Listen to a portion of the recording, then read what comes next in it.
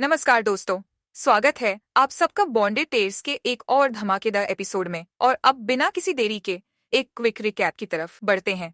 अब तक की कहानी में एक नए किरदार की एंट्री होती है जिससे आयना की दुनिया हिलने वाली थी। अब देखना यह है कि इस नए किरदार की वजह से शिवानी और कियारा की जिंदगी में क्या हलचल होती है। चैप्टर 13 आयना का गुस्सा। डैड आप यहाँ क्यों? आयना की आवाज जैसे उसके ही गले में फंसी रह गई। वो लिविंग रूम के कोने पर बैठे कांपती निगाहों से सामने देख रही थी, जहां उसके पिता हितेश मल्होत्रा अपने ठंडे बर्फ जैसे चेहरे के साथ बैठे थे। उनकी आंखें धधकती ज्वाला की तरह आईना को घूर रही थी। पीछे खड़े विनय मेहता किसी पत्थर की मूर्ति में तब्दील हो चुके थे। उनके चेहरे पर पसरा पसीना उनके भीतर के डर का साफ इशारा था। कुछ पल तक कमरे में सन्नाटा रहा। फिर हितेश की आवाज तीर की तरह चुभी, ये जवाब तो तुम्हें खुद ही बेहतर पता होगा। आयना के हाथों में ठंडक दौड़ गई। उसकी उंगलियां आपस में कस गई। हल्की कांपती सांसें उसके भीतर के डर को बयां कर रही थी। लेकिन इससे पहले कि वो कुछ बोल पाती, एक धमाकेदार थप्पड़ उसकी गाल पर पड़ा। आयना का सिर झटका खा गया। कमरे की हवा जैसे थम गई थी। उसके हाथ अनायास अपने गाल पर जा टिके। उसकी आंखें फटी की फटी रह गई। दिल में दर्द की लहर दौड़ गई, लेकिन उसके पिता के चेहरे पर कोई शिकन तक नहीं। हितेश अपनी जगह से उठे, अपने कोट की सिलवटें झाड़ते हुए। मुझे नहीं लगता, उन्होंने एक जहर घुली आवाज में कहा। मुझे तुम्हें दोबारा तुम्हारी औकात दिखाने की जरूरत है। आयना की नजरें कांप उठी, पर वो वही नहीं रुके। उनकी अगली बात ने जैसे उसकी रूह तक झकझोर दी। मत भूलो, तुम एक नाजायज औलाद हो और हमेशा नाजायज ही रहोगी। उनके शब्दों में नफरत इतनी कड़ी थी कि कमरे की दीवारें भी सिहर उठी। और जो गंदगी फैलाई है तुमने, अब उसे खुद ही समेटो। इतना कहकर वो एक शिकारी की तरह अपने तेज कदमों से कमरे से बाहर निकल गए। उनके पीछे बस रह गया एक सन्नाटा और विनय जो बिना हिम्मत के खड़ा था। आयना अभी भी अपने गाल पर हाथ रखे बैठी थी। उसकी आंखों में आंसू नहीं थे, बस एक ज्वालामुखी था जो फूटने को तैयार था। वही बाहर रात की हवाओं में एक ठंडक थी, लेकिन हितेश मल्होत्रा के भीतर अभी भी गुस्से की गर्मी उफान पर थी। जैसे ही उन्होंने अपने काले रंग की बेंटली फ्लाइंग स्पर में बैठते हुए दरवाजा खींचा, साथ ही पीछे सीट पर विनय भी बिना आवाज किए बैठ गया। कुछ सेकंड तक गाड़ी के अंदर बस सन्नाटा था। ड्राइवर गाड़ी स्टार्ट कर चुका था। तभी विनय ने हल्की आवाज में कहा, सर, आपको नहीं लगता आपने कुछ ज्यादा कर दिया? हितेश ने खिड़की से बाहर अंधेरी सड़कों की तरफ देखा, चेहरा अब भी सख्त। धीरे से उन्होंने लंबी सांस खींची, आंखें मूंदी।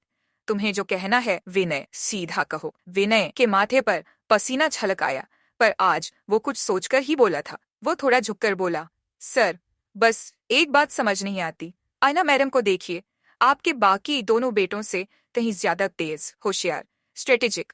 वो जिस लेवल पर आरजे एंटरटेनमेंट में पहुंची और शिवानी की इमेज को एक झटके में मिटा दिया, कहिए क्या उन बेटों में किसी में इतनी काबिलियत है? हितेश का चेहरा अब थोड़ा भावहीन था, लेकिन उनकी उंगलियां धीरे धीरे कार की सीट पर तबला बजा रही थी।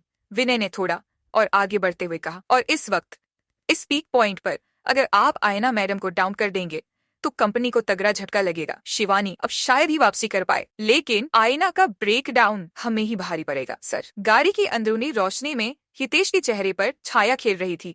कुछ सेकंड वो बस आगे देखते रहे। गाड़ी की रफ्तार बढ़ चुकी थी, लेकिन भीतर एक और ही दौड़ चल रही थी। फिर उन्होंने बेहद ठंडे स्वर में कहा, दम तो है तुम्हारी बात में। गाड़ी के भीतर फिर खामोशी पसर गई। बाहर सड़कों की लाइट झिलमिलाती जा रही थी, पर अब हितेश के दिमाग में एक और प्लान बन रहा था। कुछ पलों बाद गाड़ी ने एक मोड़ लिया और शहर के अंधेरों में गुम हो गई। उधर गाड़ी तो चली रही, लेकिन आयना के अपार्टमेंट में उस वक्त एक सन्नाटा पसरा हुआ था। मगर ये कोई शांत सन्नाटा नहीं था, बल्कि तूफान से पहले की नजाकत। आयना वहीं लिविंग रूम के बीचों बीच खड़ी थी।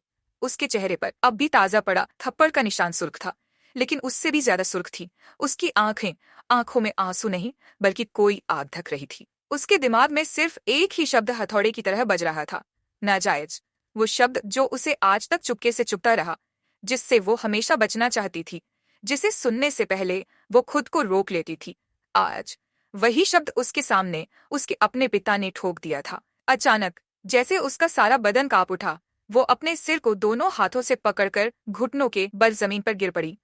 उसका गला भर्रा गया, पर फिर भी उसकी चीख कमरे की दीवारों से टकराई। नहीं, मैं नाजायज नहीं हूँ। आंखों से आंसू अपने आप गिर रहे थे, पर अब उनमें सिर्फ तकलीफ नहीं थी, अब उनमें गुस्सा था, एक आग थी जो बुझने का नाम नहीं ले रही थी। कुछ सेकंड तक वो जमीन पर वैसे ही बैठी रही, फिर धीरे धीरे उसके चेहरे पर एक सख्त मुस्कान फैलने लगी। आंसू पोंछते हुए उसने खुद से फुसफुसाया, शिवानी, ये सब शिवानी की वजह से हुआ है। तुमने मुझसे सब कुछ छीना है, अब मैं तुम्हें बर्बाद करके रहूंगी। और जैसे ही उसने ये कहा, उसने सामने टेबल पर रखे सारी कागज, ग्लास, किताबें एक ही झटके में उठाकर दीवार पर फेंक दिए। कांच टूटने की आवाज पूरे अपार्टमेंट में गूंज उठी। अब उसकी सांसें थम चुकी थी, आंखों में आंसू नहीं थे, सिर्फ एक ठंडा खतरनाक इरादा था। दूसरी ओर रात भर की बेचैनी और अंदर ही अंदर जलती आग के बाद सुबह की पहली किरण शिवानी की होटल स्वीट में उतरती है। शिवानी की पलकों में हलचल होती है, उसकी नींद खुलती है। अभी भी उसके अंदर पिछली रात की बातों का बोझ भारी है। आंख खुलते ही वो अपने बगल की ओर देखती है, जहाँ कियारा कल रात सोई थी, पर वो जगह खाली है। उसके माथे पर हल्की सी शिकन उभरती है। वो चुपचाप उठती है, बेड से अपना रेशमी रोब पास के हैंडल से उठाकर पहनती है। अब वो सीधे लिविंग एरिया की ओर जाती है और फिर उसके कदम वहीं ठिठक जाते हैं। सामने बड़े से फ्रेंच विंडो से आती रोशनी में कियारा बैठी थी, एकदम नॉर्मल जैसे हर दिन। ब्लैक फिटेड पैंट्स, हल्की ढीली लाइट ग्रीन शर्ट जिसकी बाजुएं कलाई तक मुड़ी हुई, बाल हमेशा की तरह शॉर्ट और थोड़ा रफ। चेहरे पर वो हल्का सा शरारती नो नॉनसेंस लुक था। सामने दस्तावेज खुले हैं, पर उसकी आंखें बिल्कुल फोकस्ड, जैसे दुनिया का कोई और मतलब ही नहीं है। पर यही सादगी, यही ठंडा कूल एटीट्यूड ही था जिसने शिवानी का दिल फिर से बेकाबू कर दिया। उसके दिल की धड़कन जैसे तेज हो गई। वो चुपचाप वहीं खड़ी उसे बस देखती रही, और तभी कियारा बिना नजर उठाए साइन करते करते एक सधा हुआ कटाक्ष फेंकती है, वहां खड़ी रहोगी या फिर इधर आओगी भी। शिवानी का चेहरा सुर्ख हो जाता है। वो कुछ पल के लिए सांस थामे खड़ी रही, फिर हल्की सी मुस्कान के साथ कियारा की ओर बढ़ती है। तुम्हें कैसे पता चला मैं वहां खड़ी हूँ? उसने थोड़ी मासूमियत से पूछा, पर आवाज में एक हल्की कपकपी थी। कियारा अब आंखें उठाकर उसकी ओर देखती है, आंखों में वही पैनी चमक, होठों के किनारे हल्की सी स्मारक। वो खड़ी होती है, धीरे से उसके नजदीक आती है। बस पता चल जाता है मैडम, और अगले ही पल वो शिवानी की कलाई पकड़ लेती है, उसके नाजुक हाथ को अपनी मजबूत उंगलियों में कसकर खींचती है, उसे झटका देकर सीधा अपनी गोद में बिठा लेती है। शिवानी हल्की सी चौंक पड़ती है, आंखें बड़ी हो जाती हैं, दिल जोर से धड़क उठता है। कियारा के सीने के करीब उसकी सांसों की गर्मी अपने गाल पर महसूस करती है। उनकी नजरों की टकराहट कुछ सेकंड तक ठहर जाती है, एक अजीब सा टेंशन हवा में भर जाता है। डर गई? कियारा हल्के से फुसफुसाती है, होंठों के कोनों पर खेलती मुस्कान के साथ। शिवानी होंठ भींचकर मुस्कुराती है, पर अंदर से जानती है कियारा के आगे उसके सारे गेम, सारे नकाब बेकार हो जाते हैं। उसकी उंगलियां अनजाने में कियारा की शर्ट के कॉलर से खेल रही थी। शिवानी अब भी कियारा की गोद में बैठी थी, उसकी हल्की सी झुकी हुई नजरें और उंगलियां कियारा की शर्ट के कॉलर से बेपरवाही से खेल रही थी। उसके चेहरे पर एक मासूम मगर जानबूझकर फेंकी गई मुस्कान थी। धीरे से, जैसे कोई रहस्य बताने वाली हो, वो फुसफुसाती है, कियारा, वैसे आज का तुम्हारा क्या प्लान है? कियारा की नजरें उसकी उंगलियों की हरकतों पर अटक गई, लेकिन जवाब देने की बजाय कियारा ने उसकी कमर के चारों तरफ अपनी बाहों का घेरा कस दिया। एक झटके से उसे थोड़ा और पास खींचा, इतना करीब कि अब दोनों की सांसें एक दूसरे की त्वचा को छूने लगी। कियारा के होठों पर वही टेढ़ी सी मुस्कान, आंखों में शरारत की लहर। प्लान की बात छोड़ो, पहले ये बताओ, क्या तुम मुझे यूं ही कियारा बुलाती रहोगी या मेरे लिए कोई निकनेम भी मिलेगा? उसकी आवाज धीमी थी, मगर हर शब्द के साथ शिवानी का दिल और भी जोर से धड़क उठा। शिवानी थोड़ी हैरानी से हंसी, उसकी उंगलियां अब भी खेलती रहीं, पर चेहरे पर एक जानबूझकर मासूमियत भरी मुस्कान। अच्छा, तो जनाब को निकनेम चाहिए? कियारा ने मुंह हल्के से बच्चे की तरह बनाया और एक सिर झुकाकर कहा, जी हाँ, बिल्कुल चाहिए। शिवानी ने शोख अंदाज में अपनी आंखें घुमाई, फिर थोड़ा सोचने का नाटक किया। अपनी उंगली कियारा के कॉलर से हटाकर उसकी ठुड्डी को हल्के से छूते हुए बोली, हनी, कैसा रहेगा? कियारा के होठों के कोने हल्के से ऊपर खिंचते हैं, लेकिन शिवानी वहीं नहीं रुकी।